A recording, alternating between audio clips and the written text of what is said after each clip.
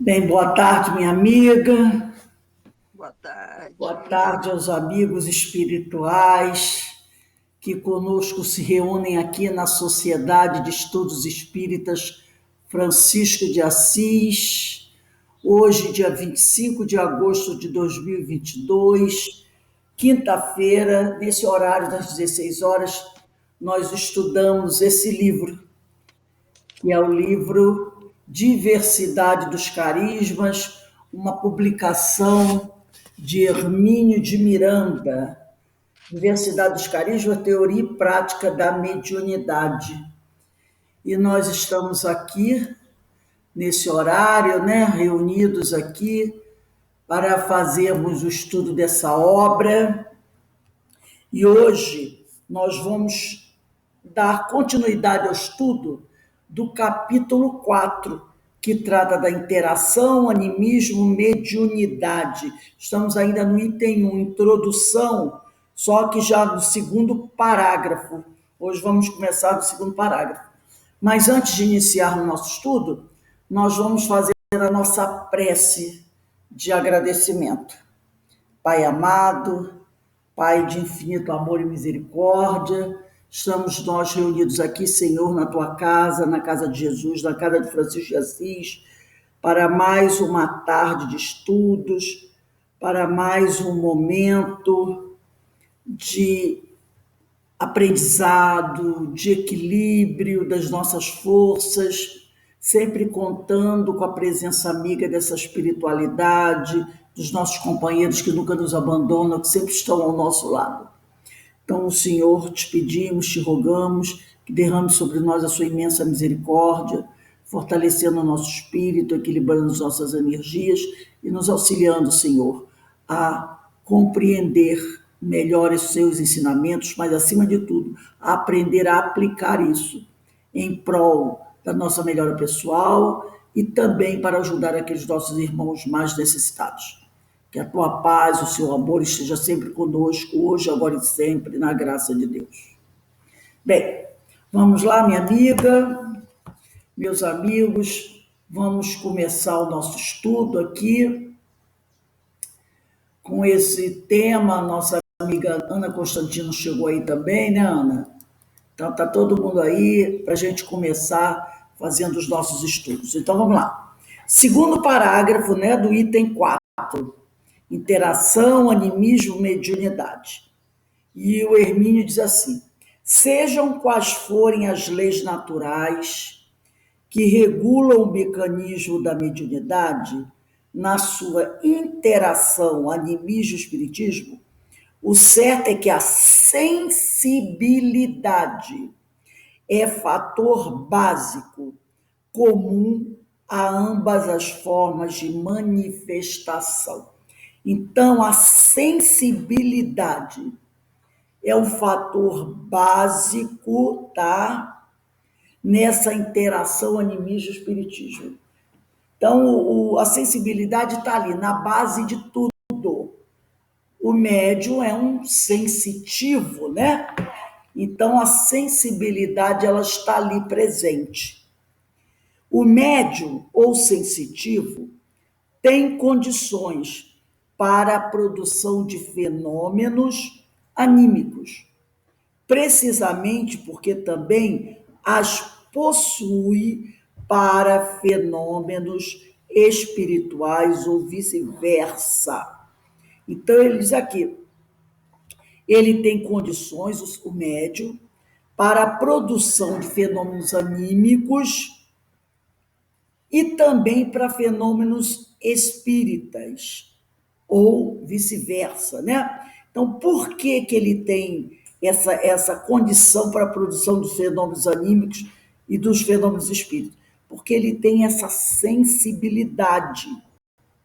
E a sensibilidade é um fator básico para ambas as formas de manifestação.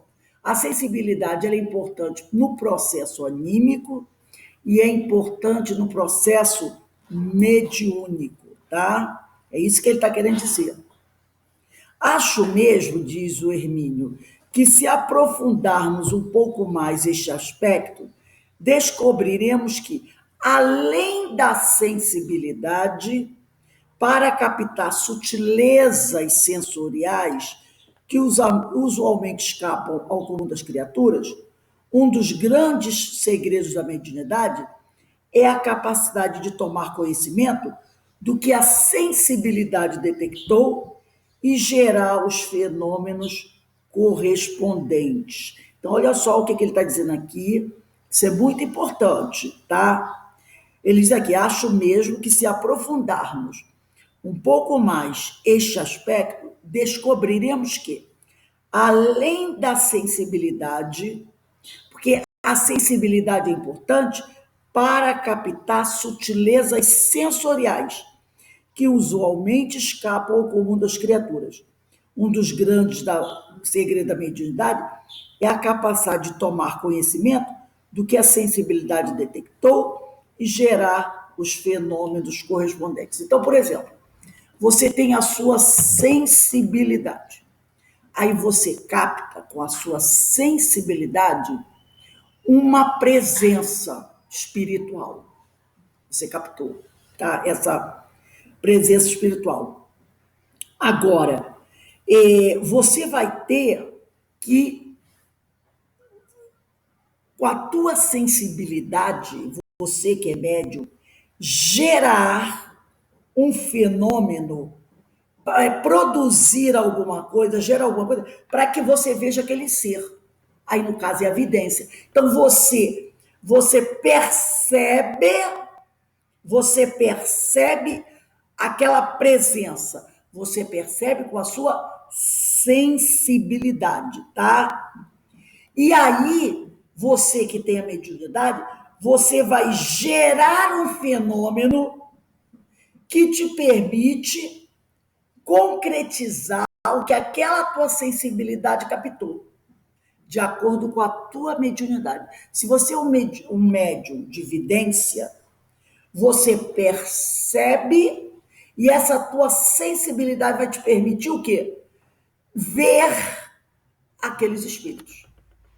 Ou então, se você é um médium clareaudiente, um médium de escuta, você percebe e você vai escutar o que ele falou. Porque cada um de nós tem um tipo de mediunidade. Então, a primeira coisa que vai acontecer é que a tua sensibilidade vai levar você a tomar conhecimento do que está acontecendo, tá? E essa sensibilidade vai gerar um fenômeno correspondente àquilo que você está detectando.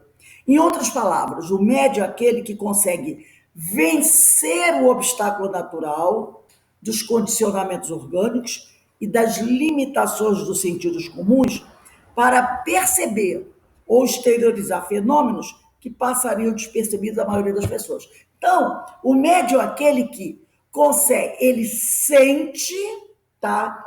Ele tem a sensibilidade e ele vai conseguir vencer os obstáculos que o teu corpo impõe.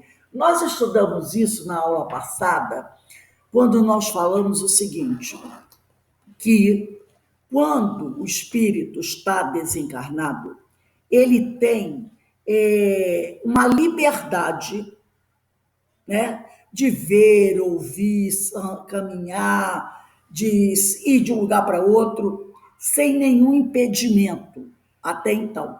Quando você está encarnado, o teu corpo impõe limitações a você. Por exemplo, o espírito que está na erraticidade, ele levita. Você que está encarnado, você continua sendo o mesmo espírito, que está na espiritualidade levitando. Mas aqui, quando você está encarnado, você não consegue levitar. Por quê? Porque o teu corpo abafa as faculdades do espírito. Não permite que você deixe que todas essas faculdades fiquem muito claras para você. Entendeu? O corpo limita as faculdades do espírito.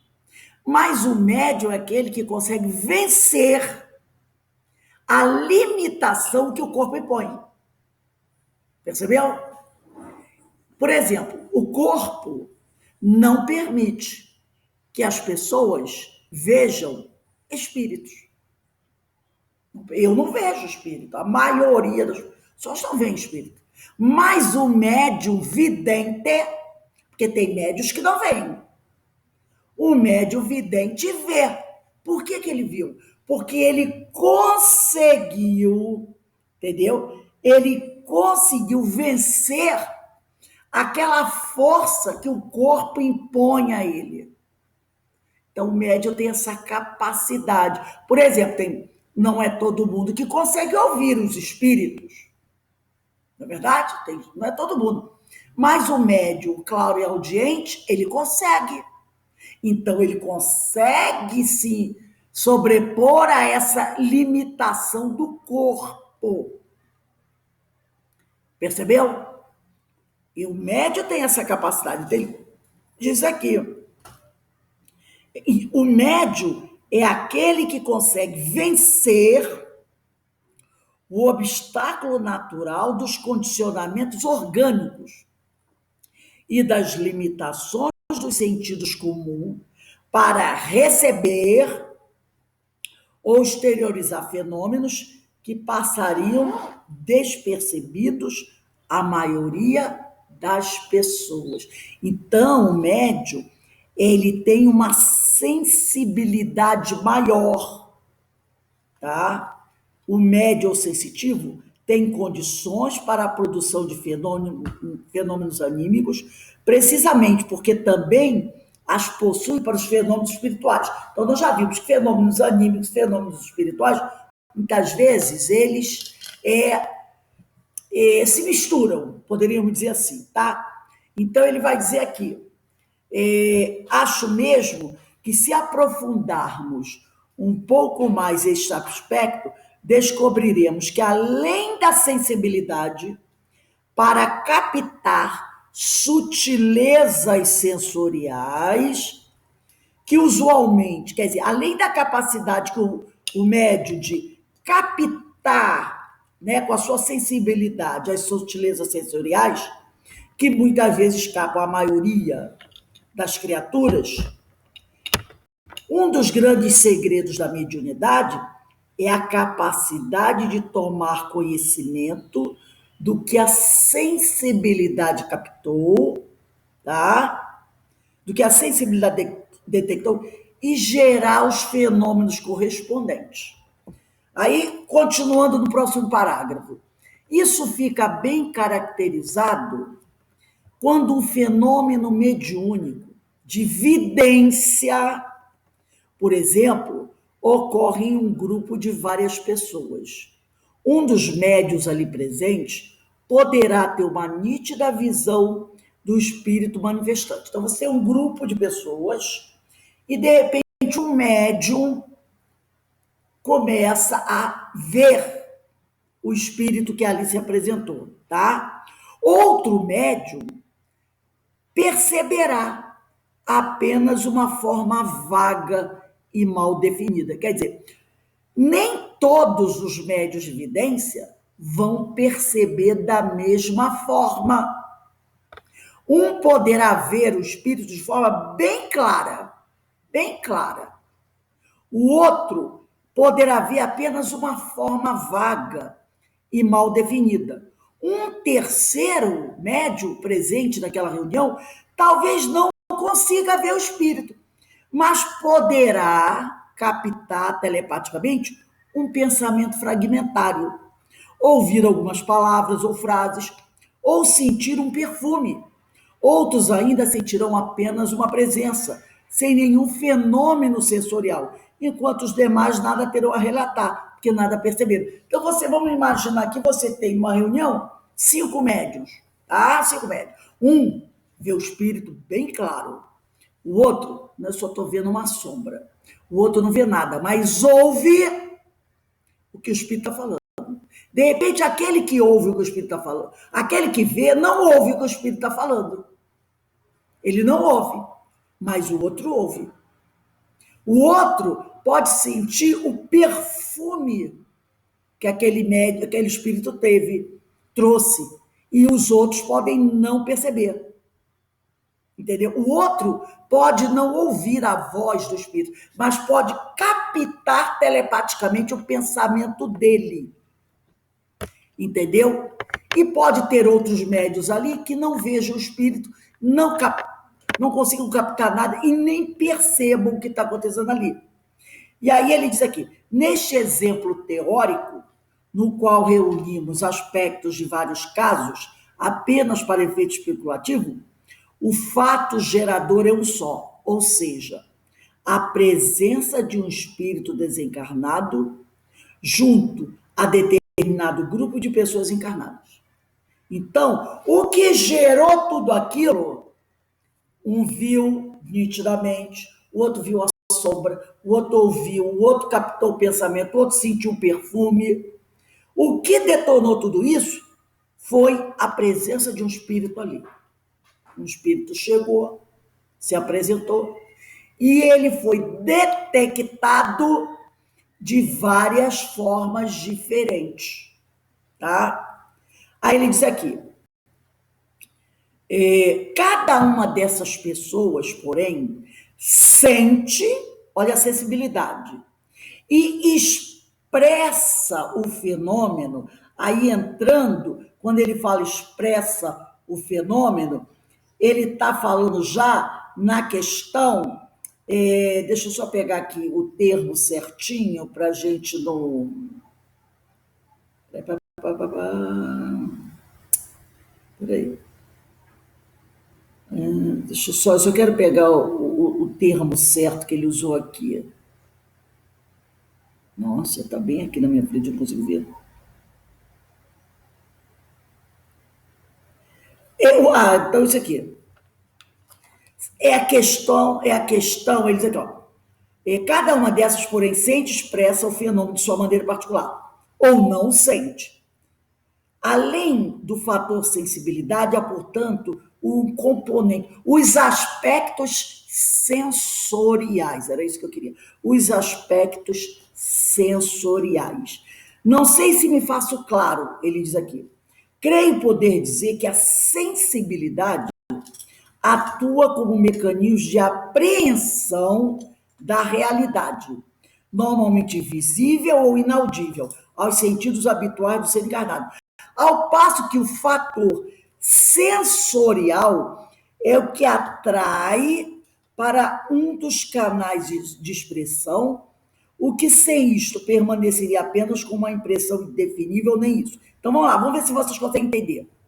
Tá? Nós temos uma coisa chamada sensibilidade, tá? A sensibilidade, ela atua, como diz aqui o Hermínio, como um mecanismo de apreensão da realidade.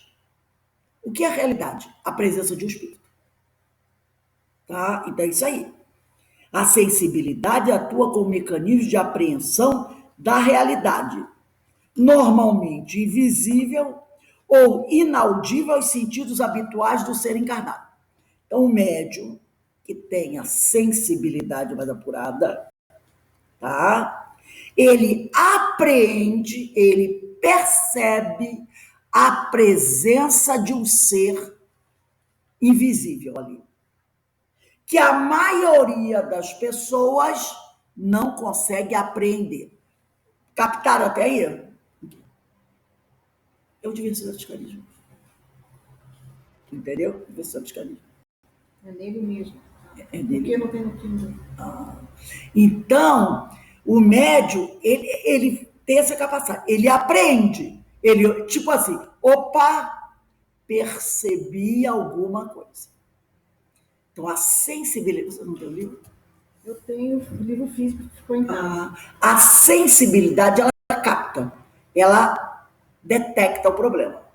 Agora, como é que eu vou expressar isso que eu aprendi? Como é que eu vou expressar isso que eu aprendi? Então, aí entra o fator sensorial.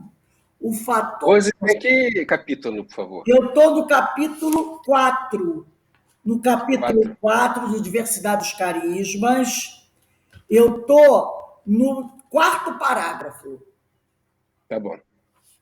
4º parágrafo. Ele diz assim, 4º parágrafo começa assim, neste exemplo teórico. Aí entra o componente sensorial. O componente sensorial é o que vai pegar o que eu percebi com a minha sensibilidade e vai encaminhar para um dos meus canais de expressão mediúnica. Eu sou vidente. Então, o meu fator sensorial, o meu aspecto sensorial, vai encaminhar minha sensibilidade para a minha vidência. E aí eu vou ver. O outro não é vidente.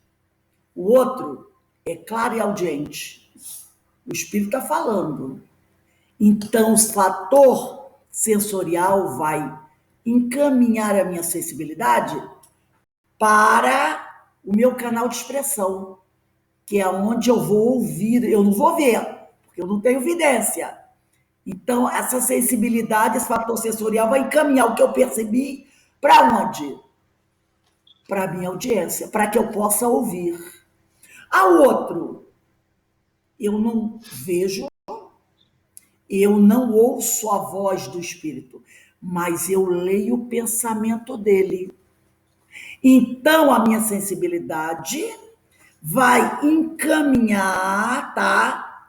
Para qual é o meu canal de expressão? Leitura de pensamento. Eu vou ler o pensamento dele.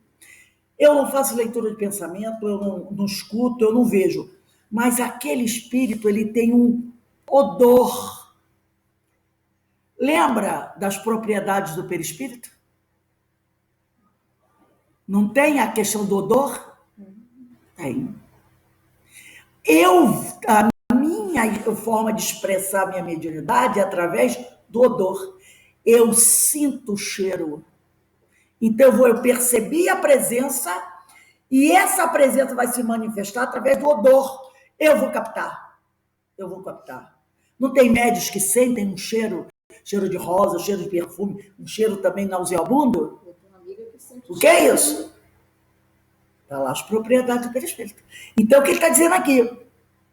Ele diz aqui, ó, creio poder dizer que a sensibilidade atua como um mecanismo de apreensão da realidade. Voltando a falar, todos nós temos sensibilidade. Mas o médium é aquele, como está aqui no 3º parágrafo, tá? Que consegue vencer o obstáculo natural dos condicionamentos orgânicos e das limitações dos sentidos comuns para perceber ou exteriorizar fenômenos que passariam despercebidos à maioria das pessoas. Porque, como nós falamos lá na aula anterior, o corpo impõe uma limitação às faculdades da alma, às faculdades do espírito. Quando você está desencarnado ou está na erraticidade, no desdobramento do sono, você tem toda a liberdade. Mas quando você penetra no corpo físico, como eu usei o exemplo anterior, na erraticidade você volita, na Terra você não volita. Por quê? Porque o corpo impõe uma limitação a você. Você, encarnado, não tem as mesmas facilidades de se expressar como espírito como você tem quando você está no desdobramento da erraticidade. O médium é aquele que consegue vencer essa limitação. Entendeu? Eu não sou vidente, eu não vejo nada. Mas o médium consegue ver, o médium da vidência. Por quê?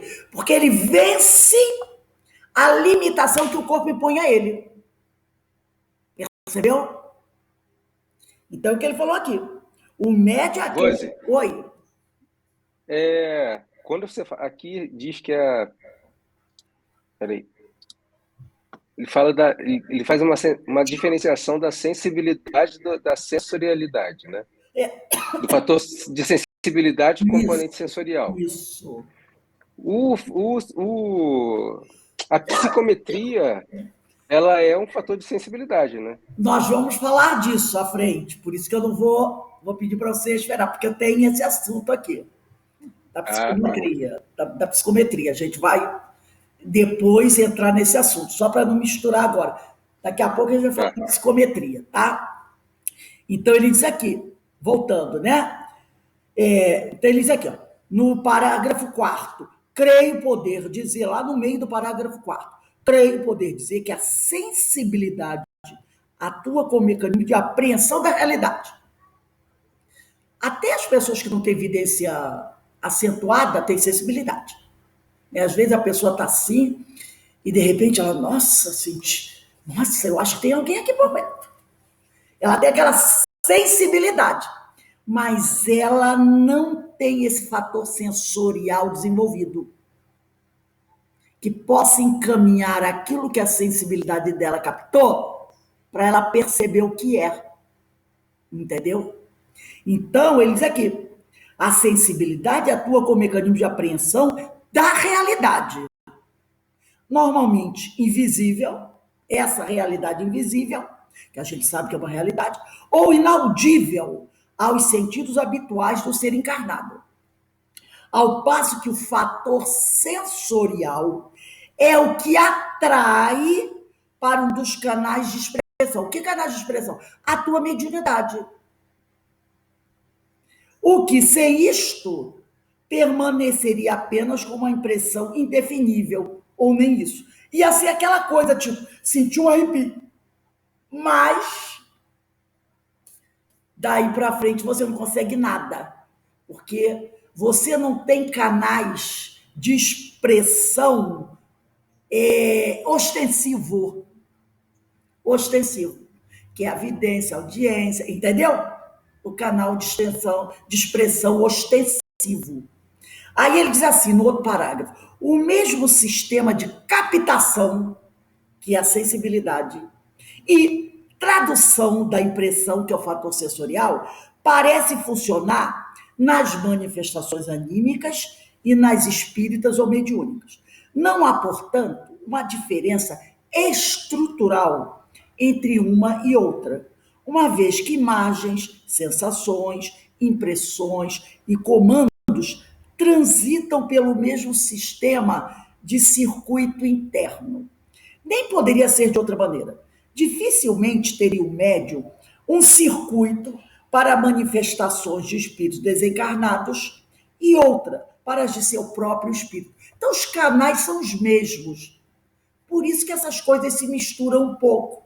E você não sabe dizer, muitas vezes, se é um processo anímico ou mediúnico.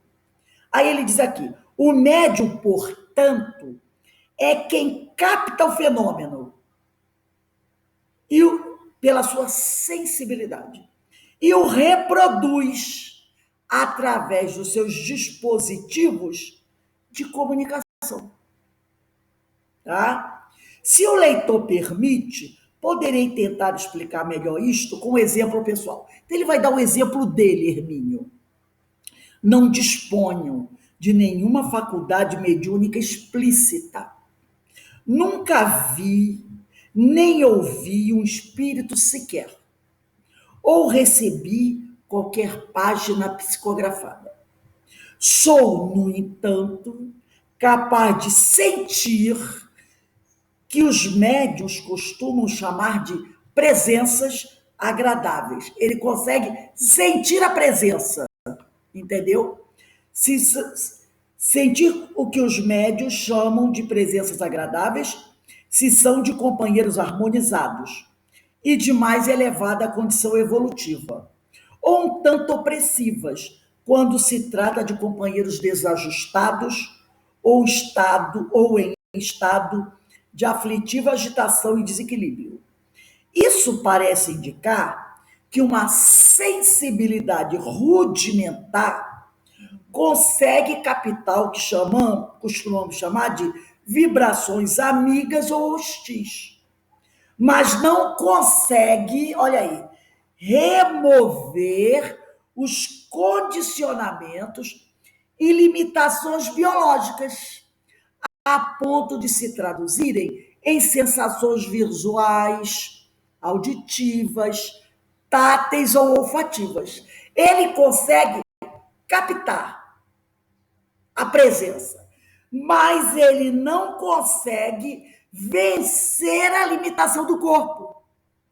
Percebeu?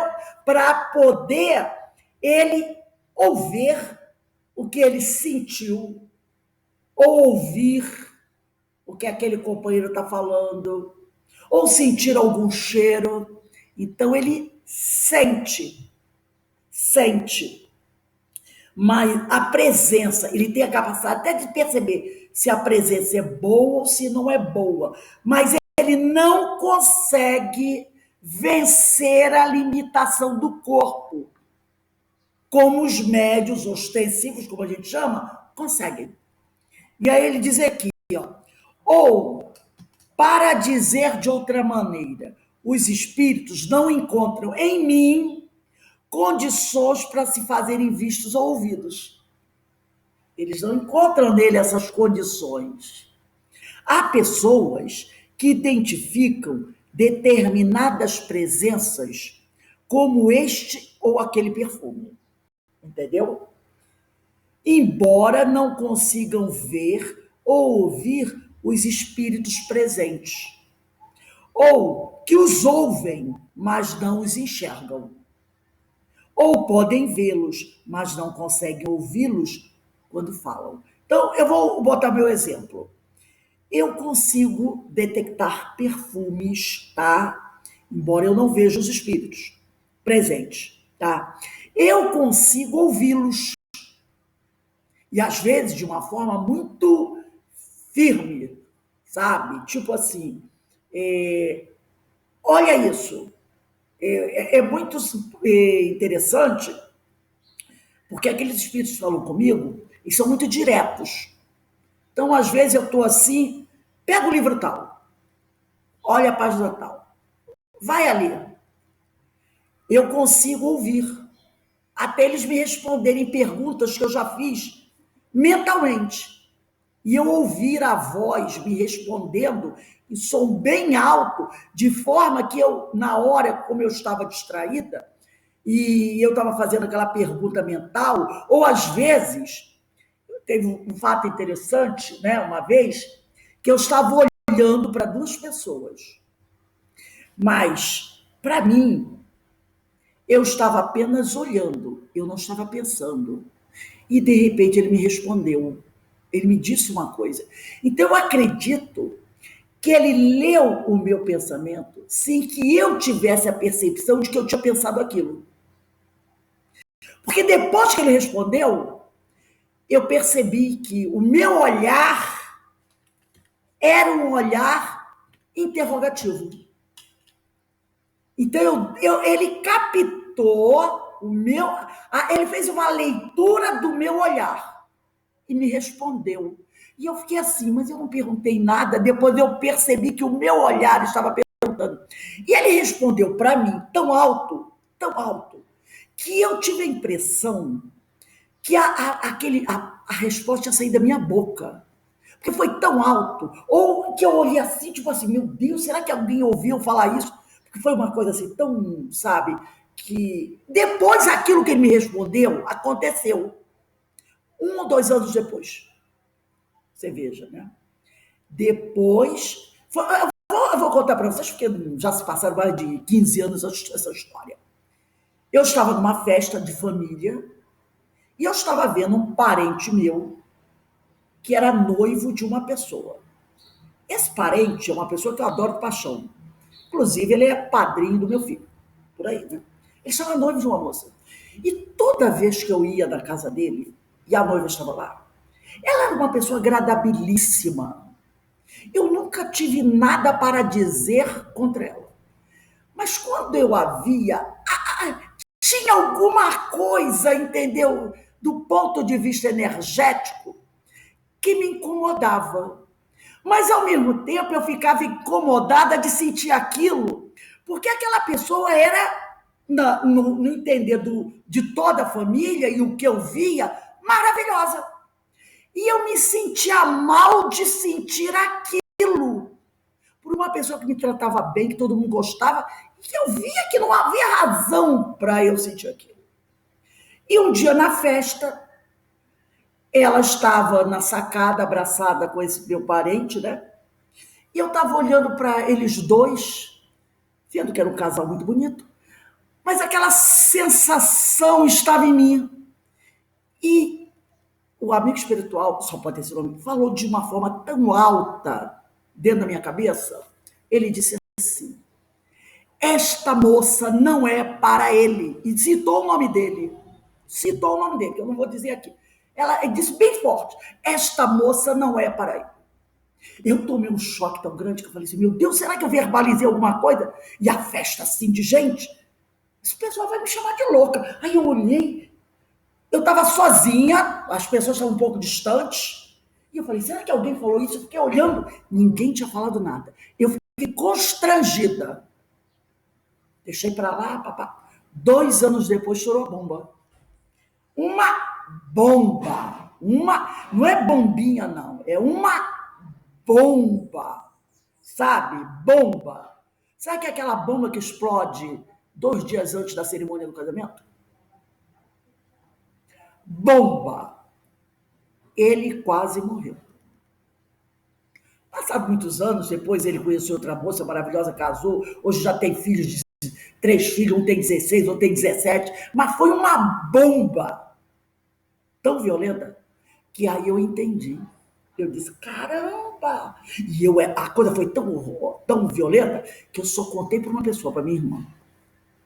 Eu só contei para ela, disse que eu não vou nem contar isso. Aí eu contei para ela. 2 anos depois ela virou para mim e disse assim: lembra? Aí eu falei: lembro. Ela: aconteceu. Foi uma bomba. Entendeu? Eu ouvi ele muito claro dizer para mim: esta moça não é para... E na hora que eu estava olhando, eu não pensei isso. Será que ela é? Não. Mas o meu olhar fez uma leitura. Ele captou o meu olhar, a pergunta que eu não fiz com o meu pensamento, mas com o meu olhar, e me respondeu. Percebeu? As coisas são assim. Então, e a voz foi muito alta, como aconteceu uma vez no CEOI. Na época, o CEOI não tinha nem aquele portãozinho que tem agora, só tinha um portão grande, tinha um jardinzinho assim, cheio de flores azulzinhas. E aí eu perguntei mentalmente, falei: essas flores são tão lindas, eu estava sozinha. Qual será o nome dessas flores? Na hora respondeu: são as flores da felicidade. Aí eu olhei de novo assim, e falou de uma tal forma tão intensa que eu senti o calor da voz. Sabe quando uma pessoa fala isso perto de você e você sente o calor do hálito quente aqui? Eu senti. E engraçado que naquela época tinha um zelador lá no CEOI. Mas ele falou, eu até olhei assim: será que é o zelador que falou aqui? Eu olhei, ele estava lá do outro lado. Mas ele falou tão forte que são as flores da felicidade. Mas falou que eu senti o hálito quente dele no meu rosto. Entendeu? Mas eu nunca vi ninguém. Mas eu ouço. Eu sinto a presença. E sinto quando a mensagem está chegando e vai entrando na minha mente, eu sei que aquela... Como eu sinto também o abraçar, o envolver. Mas eu não vejo. Eu não vejo. Então, ele diz aqui, há pessoas, né, que identificam determinadas presenças, como este ou aquele perfume, embora não consigam ver ou ouvir os espíritos presentes, ou que os ouvem, mas não enxergam, ou podem vê-los, mas não conseguem ouvi-los quando falam. Tem uns que veem, mas não ouvem o espírito. O importante, contudo, diz Hermínio, em tais especulações, é nos convencermos de que o fenômeno mediúnico tem sempre um componente anímico. E o fenômeno anímico, pode ter um componente espírita ou mediúnico. Por isso, os fenômenos interagem e se conjugam ou ocorrem de modo simultâneo ou alternativo. Essa realidade experimental observamos em Regina, que é a médium que ele estuda. Para estudar melhor os fenômenos de que ela era instrumento, procuramos distribuí-los por uma classificação ordenadora, para a qual não impomos nenhuma condição de imutável rigidez. Neste sentido, propomos examinar, em primeiro lugar, os fenômenos anímicos. Ele primeiro vai analisar os fenômenos anímicos que a Regina, né, apresenta. Em seguida, os fenômenos mediúnicos propriamente ditos, ou seja, espíritas. E, por último, manifestações de caráter misto, nas quais podemos identificar ou inferir componentes de uma e de outra categoria simultaneamente. A telepatia é o tema inicial do primeiro grupo. Então, ele diz telepatia, fenômeno anímico. Então, ele vai começar a analisar. Aí ele diz aqui, vimos que Regina desenvolveu um sistema de comunicação telepática com seu analista. 2 encarnados. Por isso que o Ernesto, acho que é o Ernesto Bozano que diz, né? O processo anímico, a telepatia é um processo de transmissão de cérebro para cérebro, tá? Então ele diz aqui, com seu analista. E na lista dela está encarnado, ela está encarnada. Numa fase em que ela, Regina, ainda não estava suficientemente informada sobre as leis e mecanismos que regulam e explicam as diferentes faculdades. Olha só como a coisa acontecia. Concentrava-se o analista em seu consultório e ordenava mentalmente. Ela estava na casa dela e o analista estava no consultório. E ele ordenava mentalmente que ela fizesse uma ligação telefônica para ele. Ela acolhia a mensagem, tá, telepática. Onde quer que estivesse. Se ela estivesse em casa, se ela estivesse na feira, se ela estivesse na praia, ela captava a mensagem que ele enviava para ela, tá? Aí ela procurava um telefone mais próximo e ligava para ele, que confirmava invariavelmente o comando mental. Em outras oportunidades, ele convocou-a telepaticamente a comparecer ao consultório sem chamada telefônica e em dia sem previsão alguma de consulta. Outras vezes ele enviava um comando para ela captava sem atender telefone. E ela ia até lá. Olha só, oi. Essa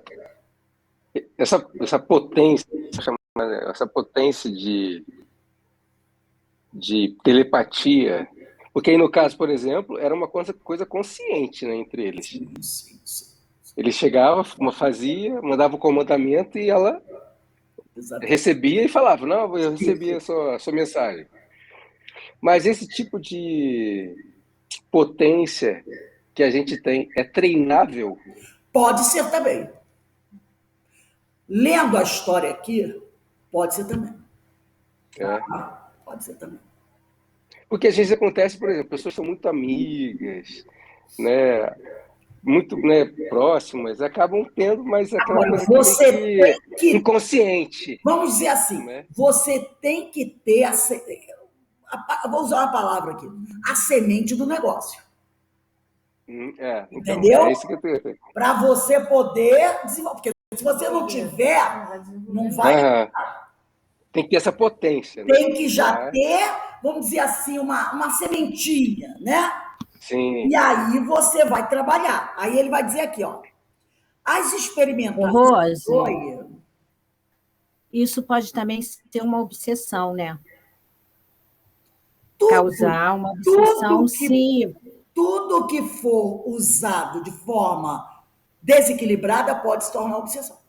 Tudo que você abusar pode se tornar, tá? Qualquer tipo de coisa. Aí ele diz aqui, ó, as experimentações funcionaram satisfatoriamente e caracterizaram o analista como um bom emissor tá? E Regina, como boa receptora. Ficou bem claro isso, que ele era um bom emissor e ela era uma boa receptora. Bem como o fato de que a recíproca não era verdadeira. Ou seja, Regina não era boa emissora. Ela não conseguia enviar mensagens telepáticas.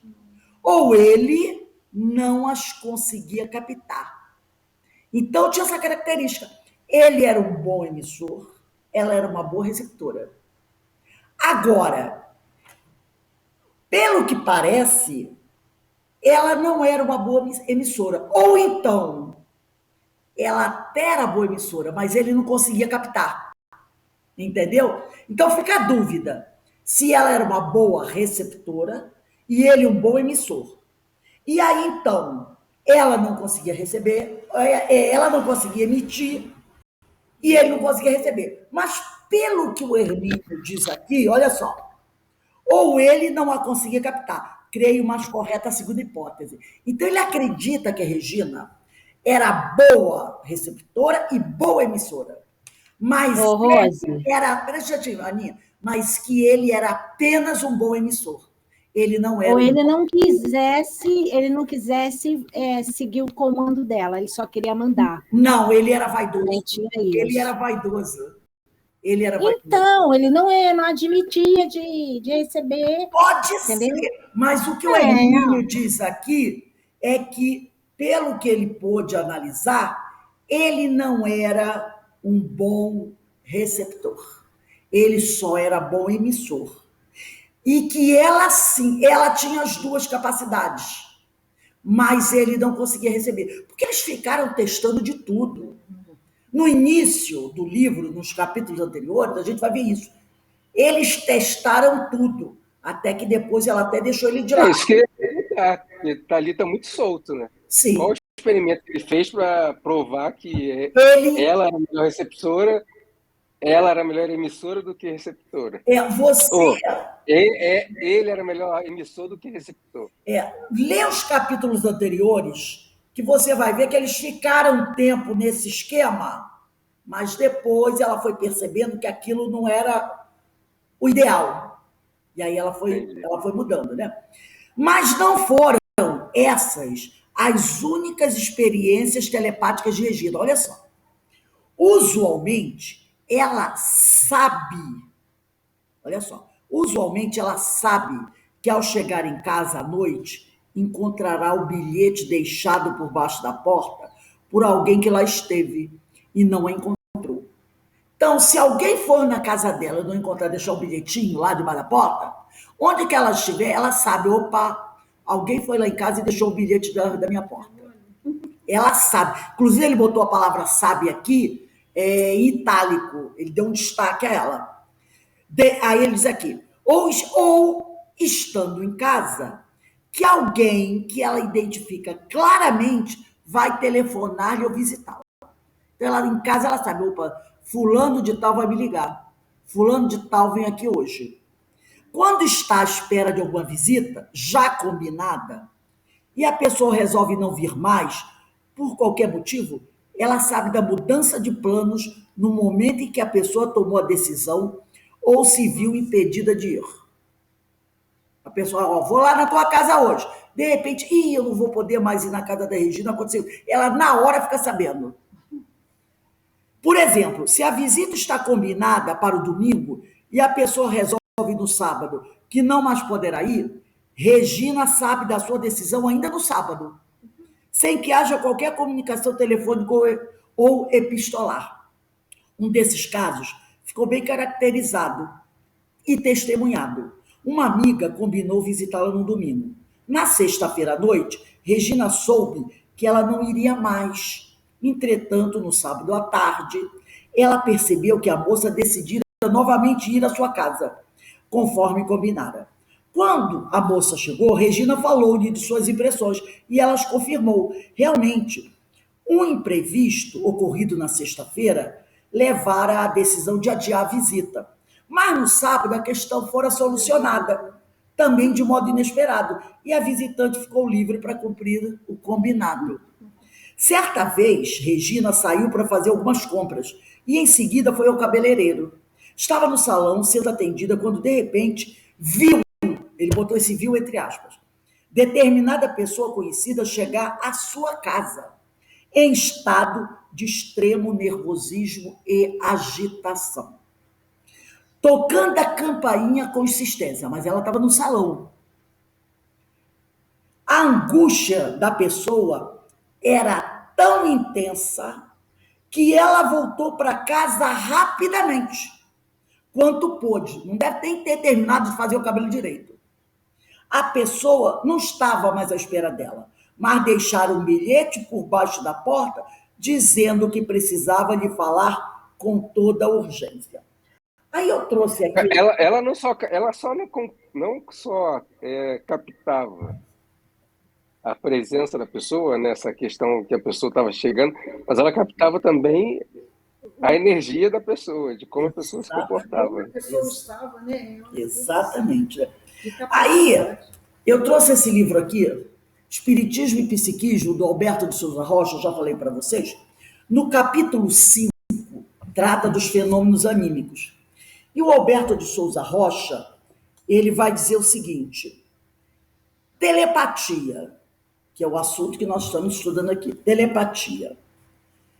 Comunicação sem intermédio dos sentidos físicos. Sentidos físicos, né? Sem a palavra, o som da palavra, né? Sem você utilizar do teu aparelho fonador. Transmissão de palavras, pensamentos, imagens mentais dessa forma. Deve-se, aí ele diz aqui, ó, deve-se fazer distinção, quer dizer, separação entre o sentido mais específico de telepatia e a simples leitura do pensamento, que se chama kuberlandismo. Eu ainda vou pesquisar isso para trazer para a gente, porque ele diz, existe uma coisa chamada leitura de pensamento. Você lê o pensamento e a telepatia, que é a transmissão, tá? A simples leitura do pensamento. Aí ele diz aqui, Freud distingue telepatia de transmissão de pensamento, encontrando no primeiro, que é a telepatia, um laço emocional. Olha aí, um laço emocional que comunica, que solidariza as criaturas. Quando no segundo, haverá apenas uma onda psíquica, uma transmissão como ao telefone. Então, Freud fazia essa diferença. O Freud dizia que a telepatia envolvia um laço emocional. Olha aqui a questão. Ela está no salão, ela percebe que alguém a está procurando, com que emocional até exacerbado. No caso do analista dela, eles tinham um laço. Ele era o analista dela, era para quem ela conversava. Eles tinham um laço. Quando eu digo laço emocional, não quer dizer que eles eram namorados. Mas eles tinham um laço emocional, aquelas duas criaturas. Ela e o analista. Eles conversavam, ela se abria, ele conhecia a vida dela, entendeu? Havia um laço emocional. No caso aqui, a pessoa ia à casa dela com uma intenção sabiam que ela era médium, de procurá-la para desabafar. Então havia um laço emocional naquelas pessoas. É o que ele diz aqui. Freud distingue telepatia de transmissão de pensamento. Ele diz que na telepatia há um laço emocional que comunica, que solidariza as criaturas. Quando na transmissão de pensamento, tá, haverá apenas uma onda psíquica. Lembra das ondas pensamentos que nós já estudamos? Quando estudamos lá pensamento e sintonia lá no Livro dos Espíritos? Como ao telefone, tá? Voltando aqui ao nosso diversidade dos carismas. Eu achei aqui o que era cumberlandismo, eu não sabia. Oi? Eu não sabia da existência dessa palavra. Eu vou trazer esse cumberlandismo para a gente amanhã, na próxima aula, a gente Aqui eu tenho pegar. significado. Então, lê aí pra gente, cuberlandismo. Cuberlandismo. Que ele fala de simples leitura do pensamento. Substantivo masculino, pretensa arte de adivinhar pelo contato das mãos os pensamentos em que alguém se encontra. Isso aí. É um tipo de mediunidade que a pessoa tem, né? É um fenômeno que a pessoa consegue realizar. Ela online, tá? pega a mão da pessoa e ali ela faz uma leitura do pensamento. E tem muita gente ganhando dinheiro com isso. Entendeu? Então, voltando aqui no Diversidade dos Carismas, é comum em Regina outra forma de comunicação inarticulada, com características telepáticas. Isso ocorre, por exemplo, quando uma pessoa, às vezes, totalmente desconhecida, aproxima-se dela, senta-se e começam a conversar. Né? E ali fica por algum tempo em uma sala de espera ou em um banco de praça. Ao cabo de alguns momentos, Regina, a pessoa sente atração por ela, senta-se ao lado dela e começa a ter aquela necessidade, entendeu?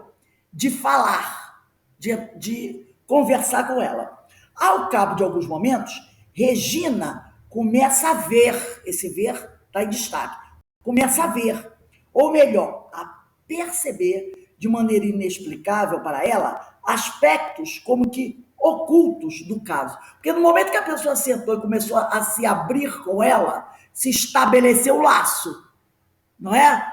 A pessoa chega, senta com você, aí tem gente que já senta, já vai falando da vida, dependendo de como a pessoa está ali, né, com aquilo ali estrangulado, a pessoa como é. Então você já estabelece, de certa forma, um laço emocional com aquela pessoa.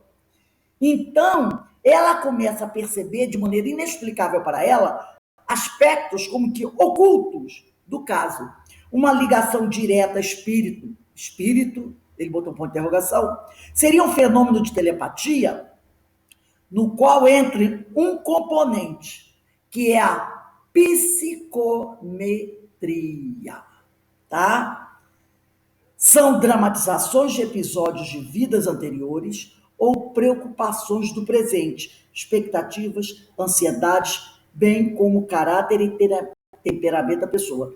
Então, é um fenômeno de telepatia na qual entra um componente de psicometria, porque ela começa a perceber, né, fatos da vida da pessoa, e se a pessoa tocar nela, aquilo vai se desenvolver mais. Então, que são dramatizações de episódios de vidas anteriores ou preocupações do presente, expectativas, ansiedades, bem como o caráter e temperamento da pessoa. E para a gente encerrar, é aqui que eu vou falar, nesse livro aqui, Espiritismo e Psiquismo, do Alberto de Souza Rocha, eu vou falar eu vou ler aqui, capítulo 55, sobre a psicometria, para a gente ter uma ideia, porque aqui ele fala, é um fenômeno de telepatia, onde entra um componente de psicometria. Gente, a gente está aqui na beira da rua, então o pessoal vai passando e a gente vai escutando o que eles vão falando. Então vamos lá. O Roberto de Souza Rocha diz assim, por volta do ano de 1842, Little Rock, Arkansas, o general Polk chamou a atenção do Dr. Buchanan, lá dos Estados Unidos, para certos fenômenos ocorridos com ele. Estudando-os e ampliando pesquisas nesse terreno, Buchanan deu-lhes o nome de psicometria, em 1849. Seria a memória das coisas, tá? Ele usa essa expressão, seria a memória das coisas. Isto é, o conhecimento das coisas, das pessoas e dos fatos a ela relacionados pelo contato com objetos pertencentes a essas mesmas pessoas. Na época, ou nas épocas que o experimentador deseja conhecer. Ernesto Bozano estudou aprofundadamente o assunto no livro Enigmas da Psicometria. Esse livro é ótimo, tem vários casos de psicometria. Quem tiver a oportunidade de ter esse livro, Enigmas da Psicometria, compre. Ele vai trazendo para mais de 40 casos, onde ele vai explicando cada caso de psicometria que ele viu acontecer. Do qual, relendo, nos esforçamos por apresentar um resumo. Considera com muita razão a psicometria um caso particular, o Bozano, de clarividência, que se não confunda clarividência com a vidência mediúnica, como desprevenidamente acontece. Psicometria é uma clarividência específica em que há conexão sensitivo-consulente, através de objetos ou de condições ambientais. Trata-se naturalmente de ordinário de algum objeto de uso do psicometrado. Relógio, eu vou lá buscar o psicometrado. Cara, né? Então eu sou o psicometrado. Eu quero a consulta. Então eu levo um relógio, um lenço, o que seja. Mesmo cartas que haja escrito. Esse objeto parece exercer uma influência que não apenas em estímulo puro e simples ao transe perceptivo. Isso porque é uma relação, nesse caso, objeto-pessoa, viva encarnada ou objeto desencarnado. Então, o psicometrista, ele vai entrar num transe, vai pegar aquele objeto daquela pessoa que está ali, ou vai pegar o objeto de alguém que já morreu. Entendeu? Para fazer uma leitura. Você pode, essa aqui é minha bolsa. E ele vai pegar e vai fazer a leitura. Ou então você diz assim, eu queria saber o que meu pai estava pensando quando usava esse relógio. Aí você dá para ele, ele vai pegar o relógio do seu pai que já morreu. Olha só. No dicionário de Parapsicologia, Metapsíquica e Espiritismo, de João Teixeira de Paula, surge uma palavra interessante quando ele está definindo psicometria. A palavra se chama imissão. Imissão, que se relaciona, imissão é I-M-I-S-C cedilha A-O-T. Essa palavra, imissão, se relaciona às emanações fluídicas ou energéticas radiantes do objeto. Percebeu? Dir-se-á uma impregnação, mas que isto, uma saturação de fluido vital nos objetos de nosso uso particular. Você imanta os objetos de uso particular com seu fluido vital. Entendeu? E aí ele vai dizer aqui, o objeto estará imantado pelas vibrações pessoais, no caso do homem. E haverá, então, uma sintonização do sensitivo com ele, através do fluido vital que está no objeto. Haverá necessidade para a percepção, uma percepção extrasensorial, de uma afinidade eletiva, uma impregnação magnética seletiva, até porque várias pessoas poderiam ter manuseado aquele objeto, entendeu? Então, ele vai conseguir selecionar o fluido vital de cada pessoa que colocou a mão naquele objeto. E identificar qual é o fluido vital do dono do objeto. Deixa eu parar para pensar um pouquinho aqui, para dar uma reflexão. Cada horinha igual. Por exemplo, esse óculos meu, eu gosto muito dele. Vivia usando ele. Eu desencarno. Eu falava assim, não, cuidado com o meu óculos, olha aí meu óculos. Aí a pessoa toda sabia, todo mundo em casa sabe que eu gosto do óculos. Aí eu desencarno. Dependendo Muita gente pode ter pego nesse óculos, mas a minha... Vai estar lá, o seu fluido vital. O meu fluido vital... Até que ele se esgote. Isso, às vezes, demora tempos a beça. Então, também depende de quanto a pessoa tem afinidade com aquele objeto. Também. Às vezes ele fala também. assim, esse óculos é da mamãe, pega aqui, vê se você sente alguma coisa. Como tem pessoas que fazem mesmo, que tem né? isso, tem essa capacidade. Se Aí não ele tiver apego àquele objeto, então a pessoa não consegue, o médium não consegue fazer. Ele vai dizer aqui, ó, haverá necessidade para a percepção, uma percepção sensorial, de uma afinidade eletiva, uma impregnação magnética seletiva, até porque várias pessoas poderiam tê-lo manuseado. Por isso mesmo, olha só, há casos embaraçosos de influência do portador ou de terceiras pessoas, que também impregne o objeto. São as chamadas influências superpostas e paralelas. Percebeu? Sim.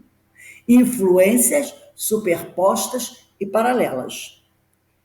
A interpretação da mensagem deve ser exigente e cautelosa. Curioso é que essa lucidez, o estado em que se coloca o clarividente, se refere ao passado, ao presente. Expõe a personalidade. Ele pode fazer uma leitura do passado da pessoa, do presente da pessoa, mas também pode se referir ao futuro.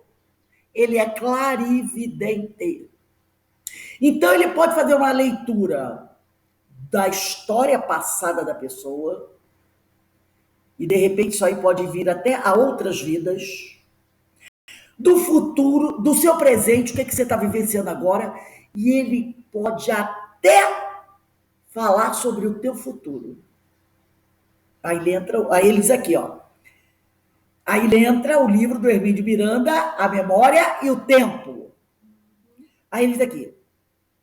Por isso entende-se que o percipiente é o sensitivo, não capta apenas do objeto, que, segundo alguns, guardaria consigo a história da pessoa.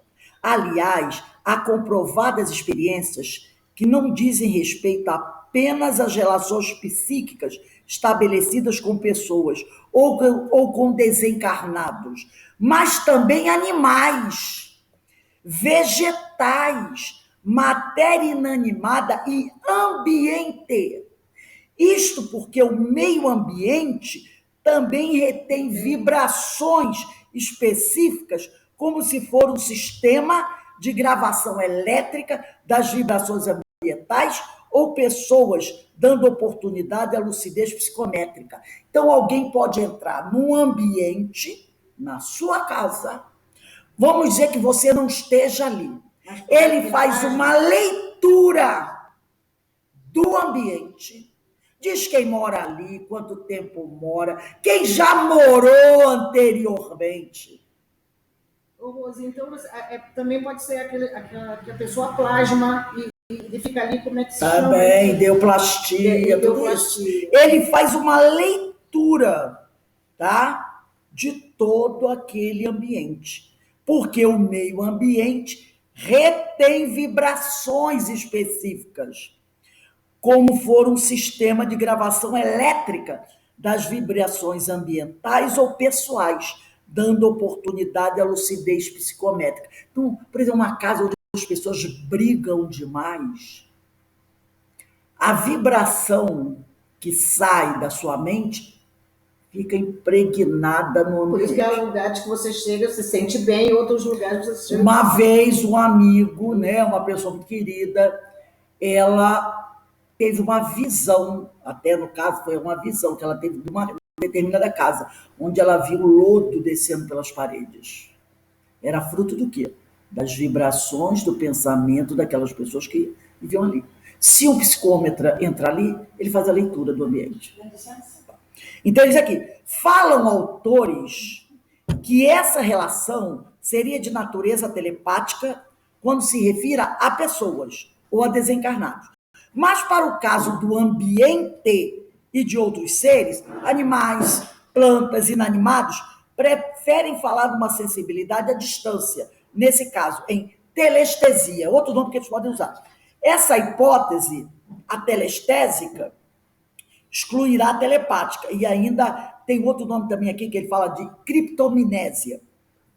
Como chegariam o sensitivo às informações? Como é que o sensitivo captaria essas informações? Há diferentes conjecturas, formuladas por diversos autores. Ele diz, ele pode captar subliminarmente do inconsciente do próprio interessado, pela aura ou atmosfera psíquica, né?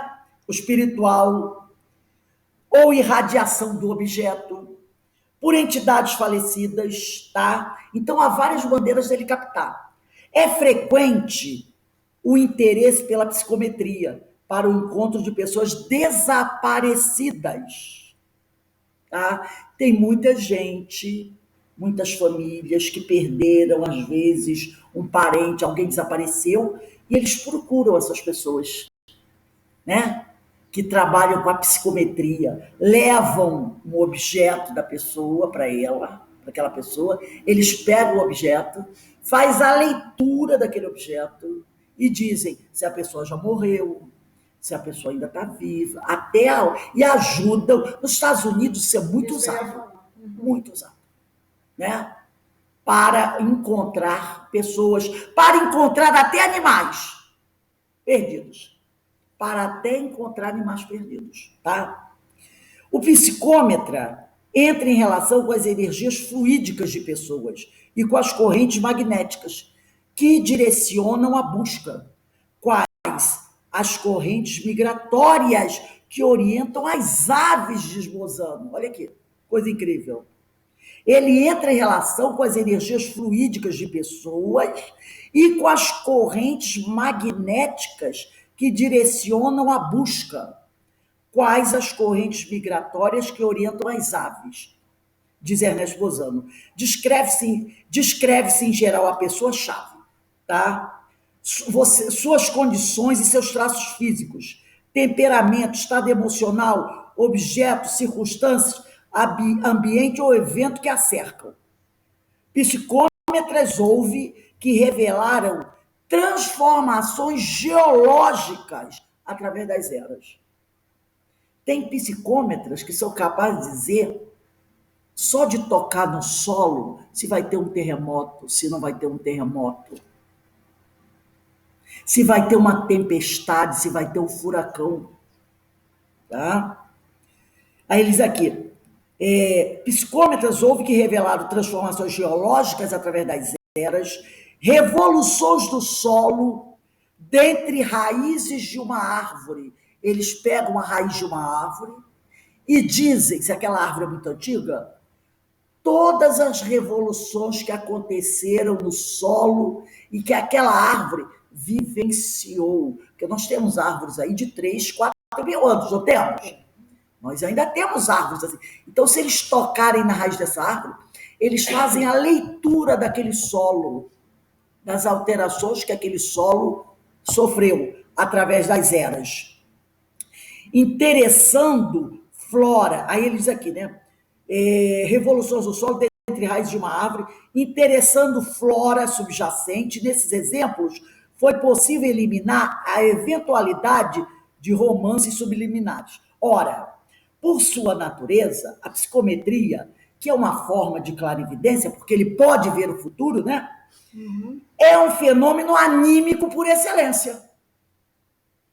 Mas observa, Bozano, todo fenômeno anímico pode ser encarado como espirítico, em circunstâncias especiais. Pode ser também que um espírito participe desse fenômeno. Será sempre o caso em que se positivar a presença ou atuação de desencarnado participando do evento psíquico. Porque, às vezes, o psicômetra, ele conta com a ajuda de um espírito. Pouco se tem falado de psicometria nos dias atuais, não se tendo notícias de novas conquistas desse terreno, trazendo a lembrança dos estudiosos, quem sabe novos elementos de pesquisa possam ser despertados ao interesse daqueles. Então a gente vai parar por aí. Olha que coisa fantástica é a psicometria. Olha como ela pode ser usada na ciência do mundo. É um fenômeno anímico, não é? Então, as pessoas, os cientistas, se realmente se dedicassem a isso, porque esse fenômeno é uma das coisas mais antigas que existe. Lembra aquele pessoal que antigamente, no interior, usava aquela madeirinha para achar onde tem água? Uhum. Uma forquilha. Lembra? Uma tal da. Gente, nos Estados Unidos tem isso até hoje. Aquela forquilhazinha ali, ele encostava a forquilha no chão, depois ele vinha com ela. Ele é psicometria. Os fazedores de chuva, lembra? Dos fazedores de chuva? Porque, como ele disse aqui, eles captam a energia. Então, diz, ó, vai chover tal hora. Às vezes o céu está azulzinho, eles vai chover. Eles fazem essa leitura. Tudo isso é energia. Então, aquela é um processo anímico. Ele capta essa energia da terra, do ar, da migração dos pássaros. Porque os pássaros sabem quando vai chover, quando vai ter tempestade, não sabem? Não sabem? Eles sabem. De repente você olha, se está aquele céu azul, aí passa aquele bando para lá, aquele bando para cá. Eles sabem, eles conhecem as correntes migratórias, aquilo tudo. E ele capta isso tudo, o psicômetro. Então, é uma coisa fantástica. Olha que capacidade. Agora, como o William falou aquela hora, isso também pode ser treinado. Isso também pode ser treinado. Ernesto Bozano. Qual é o nome do livro de Ernesto Bozano que você falou, que ele cita aí nesse... Enigmas da psicometria. Enigmas da psicometria. Tá? Então, ele vai trazer, o Ernesto, inúmeros casos. Esses livros antigos, né, que acho que a FEB nem edita mais, você encontra no sebo aí, bem baratinho, né? Então, tudo isso envolve capacidades anímicas, que pode ter um componente mediúnico, mas na maioria das vezes não. É uma capacidade que o próprio indivíduo possui. Alguém gostaria de falar alguma coisa, de fazer alguma pergunta dentro daquilo que eu puder responder? E aí a gente vê. Pode falar. Eu recordo, viu, Rosinha? Eu recordo lá de trás, quando você falou sobre o sentir, né? O hálito, o calor. Então, desde quando eu era menina, né, novinha, que eu tive a cura, que eu falei, né, que apareceu, que eu percebi os espíritos ali no lado, eu nem sabia espírito, católica, apostólica, romana, aquela coisa, e já não é porque tu o segue que vai acontecer. Pode acontecer com qualquer um. Qualquer E aconteceu. Então, eu percebi aquele vapor, vi que tinha gente ali, eu estava no beliche, em casa, e conversaram comigo, e a conversa foi telepaticamente. Então. Eu analisando, hoje eu analiso, né? Porque hoje eu trabalho, aquela coisa, de trabalhei esses anos, então dá para mim analisar como é que foi, né? Eles, na verdade, foi telepatia. Exatamente. Eles falaram comigo. Exato, eles falaram comigo para mim não ter medo, eles perceberam o meu medo, e eu senti a presença do lado, e eu vi, né? Eu consegui ver naquele momento, com 17 anos. Quantos anos levou para mim descobrir a doutrina dos espíritos, né? O espiritismo? Entendeu? Então, são coisas assim. E depois eu venho descobrir que eu era média. Eu sou, aliás, eu sou, eu estou encarnado. Mesmo que eu desencarne, eu continuo. Continua né? sendo, continua, claro. Exatamente. Então, tem coisas assim que se a pessoa que trabalha, a pessoa vai se analisando e vai vendo as coisas, é fantástico, incrível. É fantástico, né? fantástico. A psicometria, eu me lembro, anos atrás, eu estava no CEOI, e o Bira falou assim, eu estava com o irmão passando mal em Porto Alegre, não sei o quê, e eu falei com ele, Bira, eu tô apavorada com meu irmão, meu sobrinho, que é doente até hoje, e ele tem uma mediunidade, o menino, mas ele tem problema, né? Ele maníaco-depressivo, aquelas coisas. Hoje tem outros diagnósticos. E o Bira falou, psicometria. Aí eu comecei a pesquisar. Só que as pessoas, naquela época, 20 e poucos anos atrás, as pessoas não conheciam a psicometria, né? Tanto que lá, hoje, em Porto Alegre, já tem nas casas espíritas. Isso, muitas casas espíritas já trabalham com isso, né? Meu sobrinho continua com problema e câncer e não sei o quê, mas é um menino que fica dentro de casa, toma remédio e tudo. Não deu para grandes... Né? Tem lá então, tem muitas coisas que a gente pode da mediunidade. Eu lembro, você estava falando, eu estava pensando, nossa, meus colegas todos que trabalhamos junto, né? Então, para ver o tipo de... até onde a gente conseguia ir, né? Exatamente. Eu escutar, às vezes eu via, tinha hora que tu via com os olhos do espírito, né? Os olhos espirituais, né? Quando está dando uma passividade, você até via gente conhecida, que vinha na mesa e tudo. Muitas formas de sentir, né? Incrível, né? Exatamente. Então, meus amigos... Bacana, muito legal. Rose, só um minutinho. Eu estava aqui pensando, né? Tem pessoas que não têm uma faculdade assim tão profunda, né? Sim, eu acho. Sim. Mas tem, assim, a capacidade de... Acho que tem, né? De ver as companhias espirituais da outra. Sim. Aí fica perseguindo, falando, entendeu? Imagina. Nossa! Ver pensamento. Responder por aí isso, deixa o outro de saia justa, entendeu? Acho que tem que ter muito equilíbrio. Sim, a pessoa tem que tomar muito cuidado. equilíbrio, sabe? Para que não... E amor, né? E amor, respeito pelo outro, entendeu? Nossa! São faculdades que têm uma finalidade. Existe o falar, Aninha, existe o como falar no sentido de estudo, né?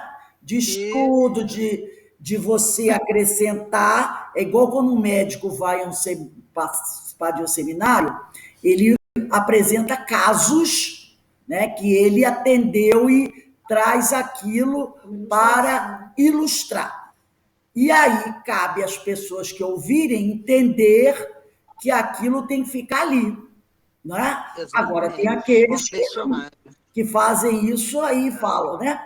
Então, toda vez que você, numa aula, ou você traz um fato como ilustração para acrescentar... Não, isso aí tudo bem. É positivo. Agora, tem casos que a pessoa tem para fofoca, né? Aí não tem jeito. Aí eu acho desagradável. Aí eu falei para a pessoa assim, você já viu quem está te acompanhando? Então, você deveria ver. Entendeu? Ele não fala com o outro.